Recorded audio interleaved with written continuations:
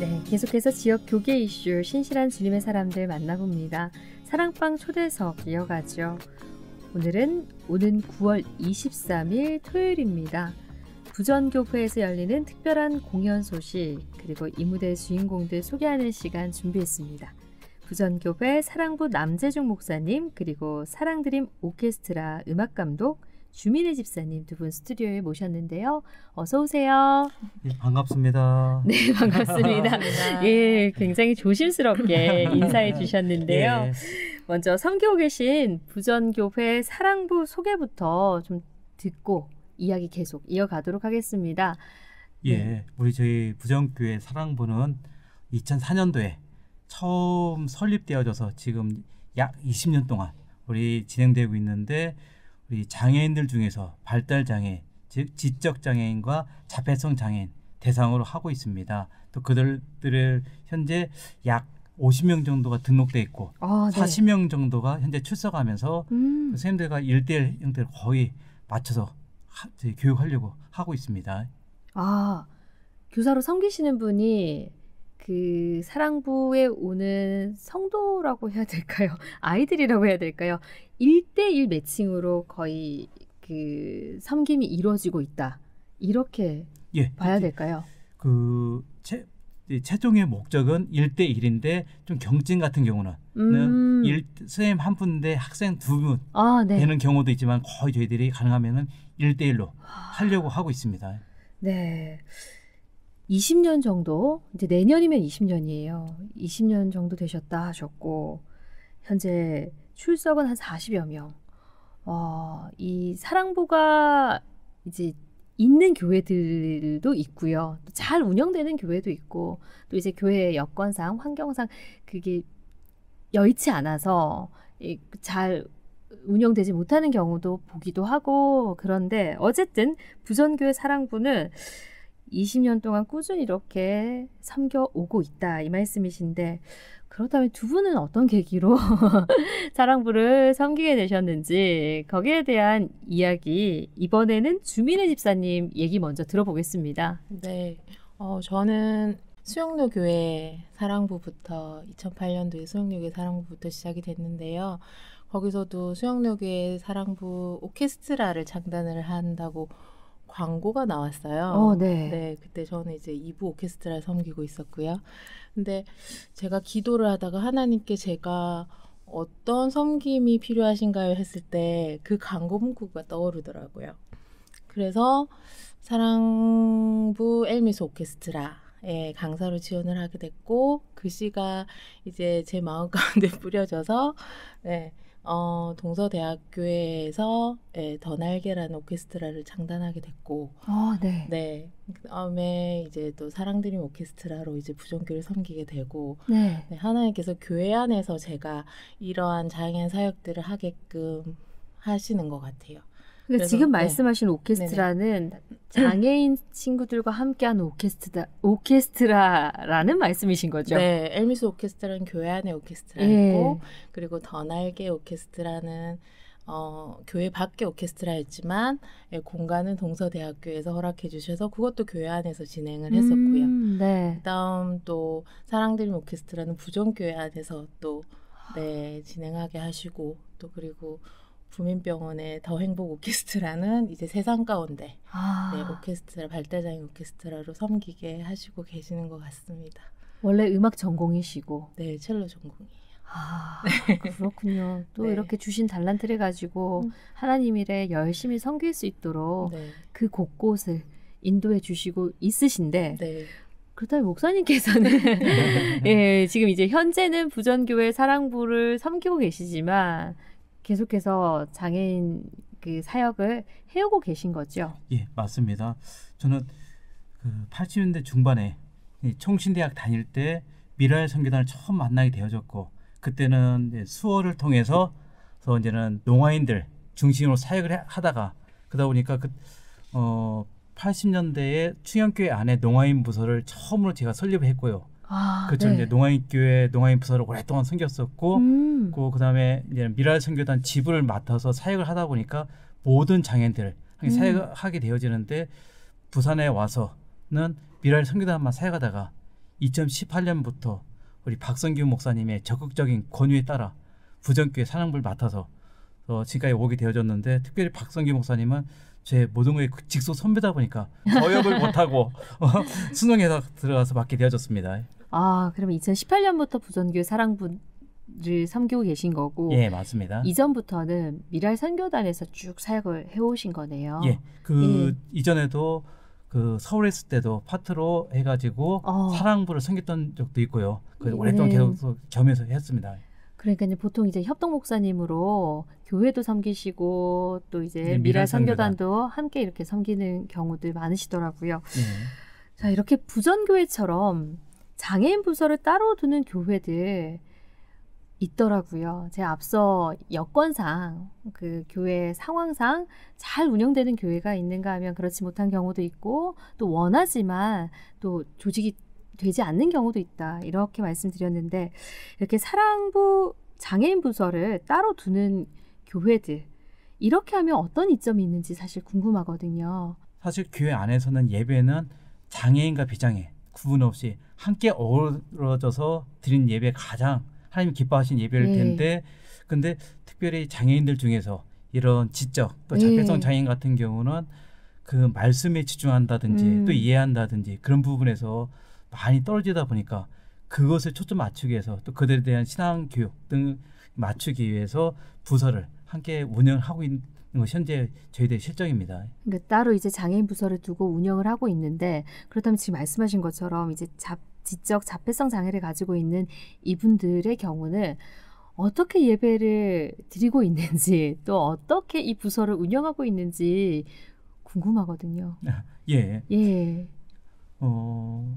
그러니까 장애에 대한 기본적 이해가 되지 않는 데서는 장애인들의 하나의 여러 가지 일탈 행동이라든지 등이 있으면은 모든 사람들이 예배가 방해되는 데서 오히려 더 문제시할 수가 있는데, 같이 선생님들이 다 이해하다 보니까 이탈 행동해도 서로가 다 수용하고 받아주면서 함께 하다 보니까 그 친구들이 편한 마음으로 함께 예배 드릴 수 있는 환경이 만들어질 수 있는 부분들이 있게 되어지고요. 근데 전반적인 것들은 어떻게 보면은 장애인에 초점 맞춰지지만은 그 일반 주일학교 부서처럼 같이 예배라든지 신앙 교육을 함께 그들을 세워가기 위해서 함께 운영하고 있는 것이 현재 저희들의 이제 이 상태입니다. 상황입니다. 그럼 이제 앞서 40여 명 정도가 같이 예배 드리고 있다 말씀을 하셨는데, 이제 이 질문을 좀 드려야 될 것 같아요. 교우들, 그러니까 기존 성도님 가정의 자녀들이 함께, 그 장애가 있는 자녀들이 함께 예배를 드리는 건지, 아니면 이 장애 부서가 있기 때문에 불신 가정에서, 아니면 이제 우리 교회는 아니지만 타 교회에 자녀들이 와서 함께 예배를 드리는 건지, 그 예배 구성원이라고 해야 될까요? 어떤 경로를 통해서 예배에 이제 참석하는지가 궁금한데요. 저희 사랑부의 학생들 대부분 보면은 다 그 외부에서 정말 믿는 가정에서 온 친구들은 거의 없고, 대부분 다 안 믿는 가정에서 외부에서 소문 듣고 또 친구 따라 또 전도되어져서 처음으로 교회 온 친구들이 많이 있습니다. 그리고 또 그들 때문에 그 가족들이 예수님 만나고 함께 예수 믿는 가정으로 하나씩 세워져 가는 모습도 함께 볼 수가 있고요. 네, 이게 사실 이제 교회 밖에서 이렇게 오시는 분들이거든요. 예, 맞습니다. 그렇다면 지금 말씀하신 것처럼 가족들이 이들을 통해서 또 전도되어져서 교회를 오기도 한다, 이렇게 말씀을 하셨는데, 제가 알기로는 이런 이제 지적 자폐성 장애를 가지고 있는 분들이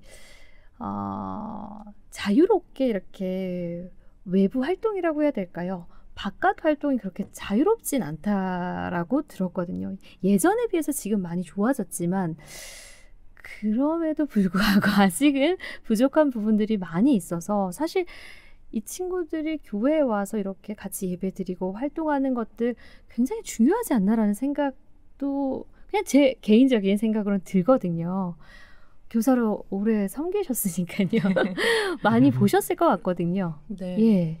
저는 교사로 결혼 전부터 섬겼으니, 네, 지금 그때의 관점과 지금의 관점이, 지금 아이가 있을 때의 관점이 좀 다른데요.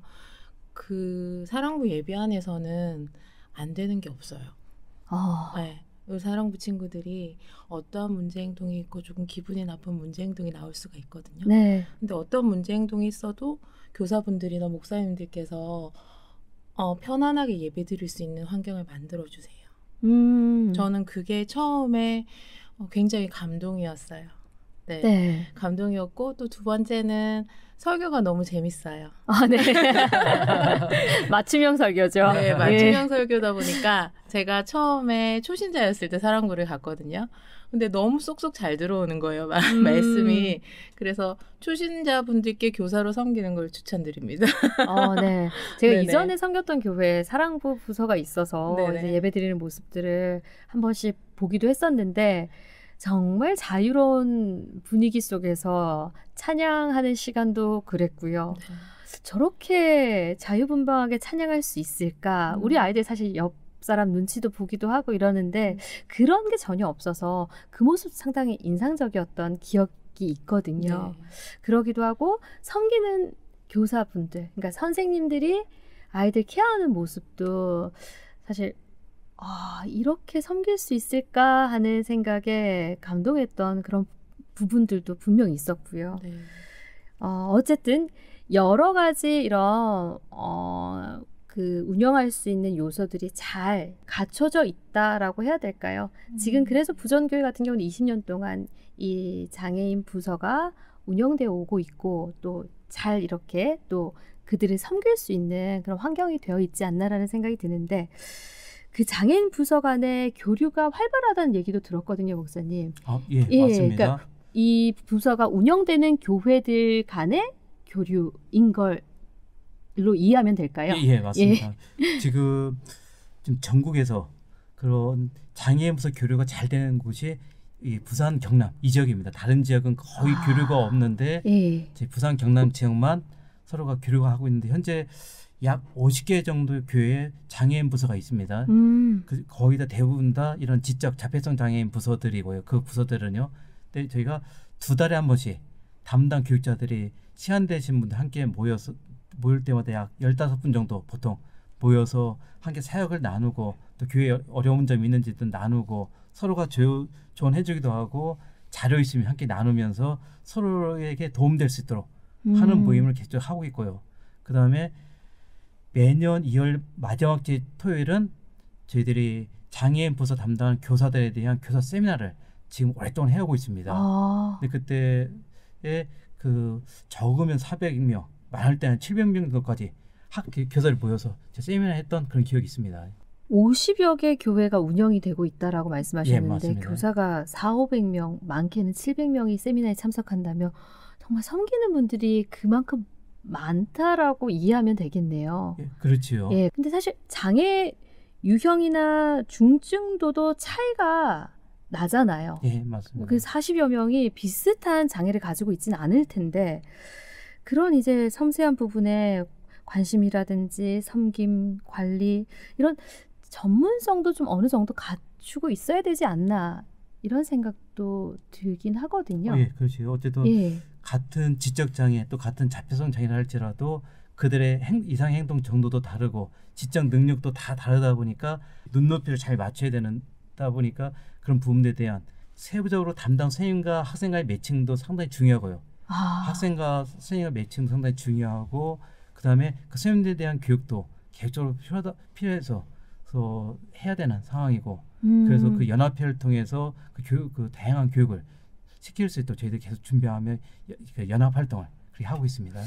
그러니까요. 제가 이제 이전 교회를 말씀을 드렸었는데 뭐 교사로 섬기는 기간이 짧으면 10년, 길면 20년 가까이도 섬겼다 하시는 분이 있으시더라고요. 지금 앞서 주집사님도 결혼 전부터 쭉 이렇게 섬겼어요라고 하셨는데 그 기간이 2008년부터 이렇게 얘기를 하셔서 10년이 훨씬 더 되셨단 말이죠.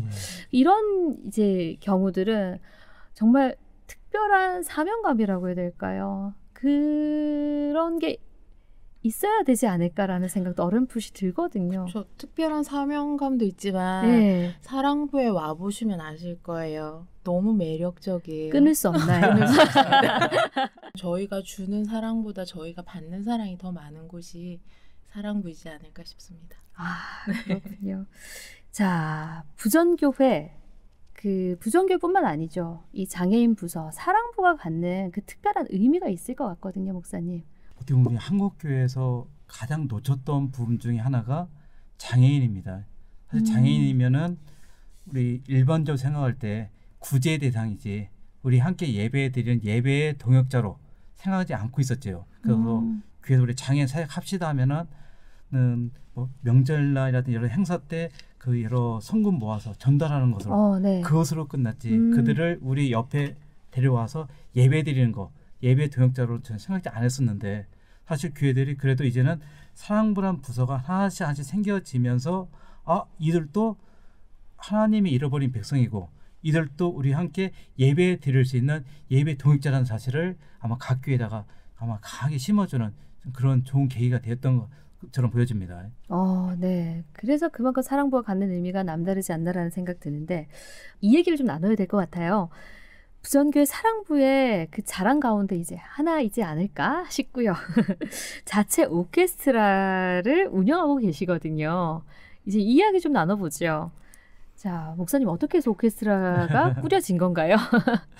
예, 그 처음 저희 사랑부 안에서 오케스트라를 만들자라고 말을 꺼낸 것은 아까도 말씀드렸던 이런 사랑부 연합 활동 중에 하나가 뭐가 있었냐면은 그 연합 캠프를 한번 했습니다. 네. 예, 사랑부가 서로 캠프 못하는 교회들을 위해서 작은 교회들은 자체로 캠프하기 쉽지 않다 보니까 네. 그들을 모아가지고 또 좀 더 규모 있는 교회들도 함께 동참해가지고 그래서 그 연합 캠프를 했는데 그날 하루 저녁에 좀 전에 우리 처음 주민의 선생님이 처음 하셨던 엘미스 오케스트라 와서 연주를 한번 했습니다. 네. 그것을 보고서 선생님들도 보고서 와 우리 친구 너무 잘하네 해가지고 그때 끝난 다음에 선생님들 같이 그럼 우리도 합시다 라고 얘를 한번 던진 것이 처음에 계기가 되어졌고 예. 그때부터 같이 기도하게 하면서 이제는 함께 할 수 있는 좋은 분을 찾게 되어졌는데 실제적으로 우리 주민 선생님을 만나게 되어져서 실제적인 시작을 하게 되어졌습니다. 어떤 우리 친구들도 하나님께 귀 쓰임 받도록 세워주는 그것에 하나의 초점을 맞추기 위해서 저희들이 하게 되어진 겁니다. 그러네요. 그 캠프가 일단 계기가 됐고요. 네. 그 캠프에서 만난 오케스트라가 그 주집사님께서 함께 섬겼던 그 오케스트라거든요. 네, 맞습니다. 공교롭게 또 그렇게 되네요. 자, 작년 3월에 창단이 됐어요. 네. 창단한 지 이제 2년이 채 되지 않았거든요. 몇 명의 단원이 같이 하고 있는 건가요? 네, 저희 부전교회 사랑드림 오케스트라는 현재 12명의 단원들이 구성되어 있고요. 네. 그리고 바이올린, 그리고 첼로, 플룻 이렇게 3개의 악기로 열심히 연주하고 연습하고 있습니다. 그럼 12명의 단원의 연령이라고 해야 될까요? 네. 나이는 어떻게 되는 건가요? 나이는 20대에서 30대 사이 친구들이 성인 친구들이 그러니까 아주 어린 친구들은 아니네요. 네, 아직 어린 친구들은 아직 용기가 안 나나 봐요. 네, 저희는 두 팔 벌려 환영하고 있는데, 네, 아직 그 친구들은 아직 시간이 걸릴 것 같고, 지금 현재는 20대에서 30대 친구들이 토요일에 모여서 연습을 하고 있습니다. 아무래도 악기를 배우고 익히는 게 비장애인들에게도 쉽지 않은 일인 만큼 그 과정이 쉽지 않을 것 같다. 이런 이제 궁금증, 의문이 있거든요. 저희 친구들은 오히려 더 좋은 강점을 갖고 있지 않나 생각이 들어요. 왜냐하면 어떠한 민감성이란 부분이 예술적으로 초점화돼 있는 친구들이 많거든요. 네. 네, 그렇다 보니까 그 친구들의 강점을 저희가 좀 북돋아주면 네, 그 친구들은 악기를 좀 더 자유롭게 할 수 있지 않나. 그러면서 성장을 하고 연주자로서 멋있는 연주자로서 네. 그 민감성이 악기 연주에 있어서는 또 장점이 될 수 있는 부분이네요. 네, 아무래도 제가 연주자의 관점도 있지만 음악 치료사의 관점을 또 주신 부분이 있어서 네, 제가 오케스트라를 해오면서 우리 친구들을 만나면서 그런 부분들을 많이 경험을 하게 되었어요. 그런 오히려 더 발달장애 친구들이 그런 강점을 더 개발하게 된다면 더 멋있는 연주자로 성장할 수 있을 것 같습니다. 그 오케스트라라는 게 사실 그렇잖아요. 제가 합창을 보면서도 그런 생각을 하는데 서로의 소리에 귀를 기울이고 소리를 하나로 모아가는 그 과정이 정말 중요한 거 아닌가. 그게 특별한 의미가 있지 않나. 굉장히 의미 있는 일이다 이런 생각 들거든요. 그 소리를 하나로 모은다는 게 하나의 음악을 하나님을 찬양하는 거에 포커스 돼 있으니까 네, 그게 가능한 것 같습니다. 저희가 뭐 나중에 프로그램에 대한 곡도 설명을 드리겠지만 네. 저희 주제 찬양이 있어요. 네. 주의 말씀 받은 그날 굉장히 어렵거든요, 연주가. 네. 네, 근데 애들이 해내더라고요. 네, 네, 하나님을 향한 그 찬양의 마음이 모였을 때 하나된 소리가 나오는 것 같습니다. 그러게요. 그런 노력 끝에 창단 네. 연주회를 지금 준비 중이고 오늘 네. 또 이렇게 그 관련한 이야기 나누고 있는데 네. 장애가 아니라 장애인들을 가로막는 장애물들이 문제가 아닌가라는 생각을 또 한 번 가져봅니다. 적어도 교회에서만큼은 그 어떤 장벽도 없어야 될 텐데 장애인 사역 일선에 계시니까요. 이제 방송 들으시는 분들께 한 말씀 남겨주신다면요. 목사님.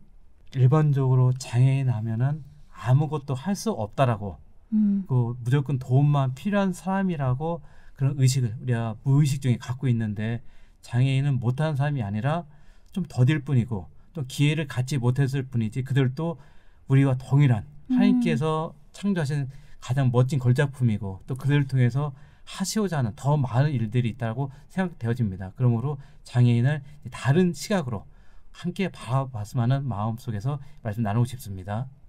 오늘 두 분과 함께 이야기 나눴는데요. 공연이라는 게 그런 것 같아요. 본질적으로는 만남과 소통의 장이 되는 거죠.